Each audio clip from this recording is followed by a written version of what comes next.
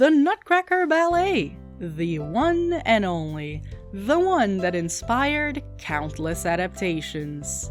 I was mildly familiar with the ballet. I knew of its existence, and I had vague memories of watching a performance when I was about 10 years old, but that's about where my recollections ended. Watching it for this December project felt like seeing it for the first time, and it was a very enjoyable experience. The ballet has been performed numerous times, and there are several professional recordings available to be watched for free on YouTube. My goal here was to watch a performance of the ballet, focusing more on the general viewing experience rather than seeking out a specific version or cast. I ended up choosing this 2011 recording by the New York City Ballet purely because it was the first one that showed up when I searched for a video of the Nutcracker. My comments will be based specifically on this version, but the general flow of the ballet should be the same among different performances. The plot here follows the Stahlbaum family as they host an elaborate Christmas party.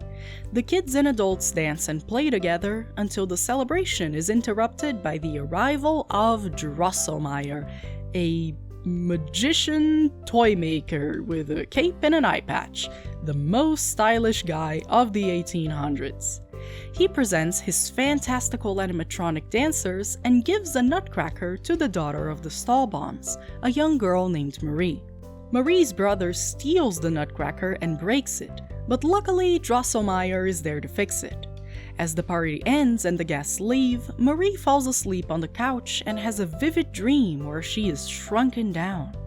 All of her toys have come to life, including her nutcracker, and they fight an intense battle against an army of mice.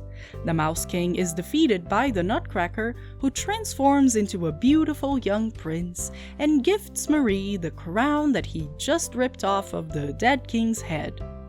Gross. They travel through a snowy forest and arrive at the Kingdom of Sweets, where Marie is presented with a series of dance numbers performed by human versions of candies and flowers.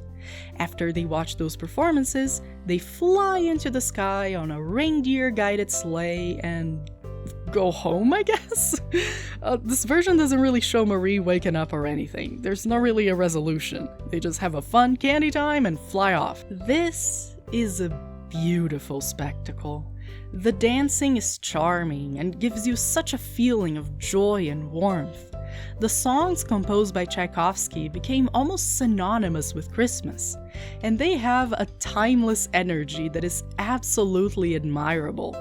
When I was a kid, my family used to celebrate Christmas by going to my grandma's house, and all of my cousins would come and we would spend the night swarming around the adults and playing with our new toys, and this ballet captures that energy so well.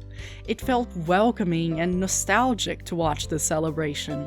My family's Christmas didn't have the presence of a toy maker magician though. I feel like I missed out on that one. Drosselmeyer is such a fun presence in this ballet. He's always messing around with the kids and captivating them with his inventions.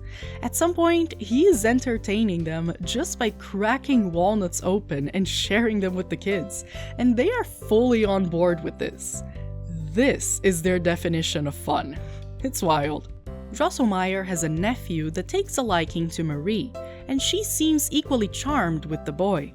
The way they represent this is that every time they meet, they share a greeting that is dragged out for as long as they can make it. It truly transmits the impression that these two are utterly enamored with each other, and that they are trying to make the moment last for as long as possible. They don't interact a lot, but every occasion counts. This nephew is the same kid who plays the Nutcracker Prince in Marie's dream, so this really is just a fever dream about going on a candy date with your crush.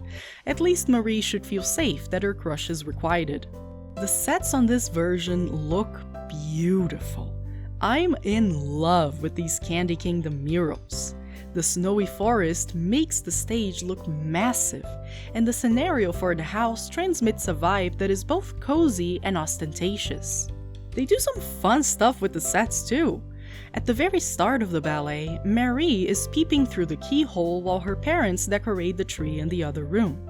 And the way they show this is that they have a screen with the closed doors. And when Marie leans in to look, the lights on the back shine through the screen, making it appear transparent, as if we too are sneakily watching the parents. When Marie has her dream, they obviously can't shrink the kid, so instead they make the tree grow higher and higher, making the dancer look tiny by comparison. And before that moment, you really had no idea that the stage could be that wide. Making the dream set so much bigger than the house ones also helps give the idea that we are entering a magical land, a spectacle that is larger than life. The one thing that caught me off guard were some of the costuming choices during the second act. The idea is that Marie and the prince are watching different dance numbers performed by sweets from all over the world, and some of these translate really well. You have the rich brown for the hot chocolate, the striped vests for the candy canes, but then you get the, Chinese stereotypes for the tea. And this ballet dancer outfit that I could not for the life of me understand what she represented, until I rewatched the opening credits and realized she's supposed to be coffee. But even then, I like the second act more than the first one. The dance numbers are more diverse and elaborate, and they're really fun to watch. Right at the start, the prince has to recount what happened at the beginning of the dream to the other candy citizens, and he does so entirely through silent dancing. It's incredibly entertaining. There's these little meringue-looking angels that are just gliding through the stage. I don't know how difficult that is to pull off in terms of dancing, but they are pulling it off. It's like they're each mounted onto a Roomba. Overall, this is a beautiful ballet that greatly succeeds at what it set out to do. I recommend it to anyone who's just looking for some pretty dance numbers to watch. After this jolly Nutcracker Christmas, it's safe to say we are off to a great start.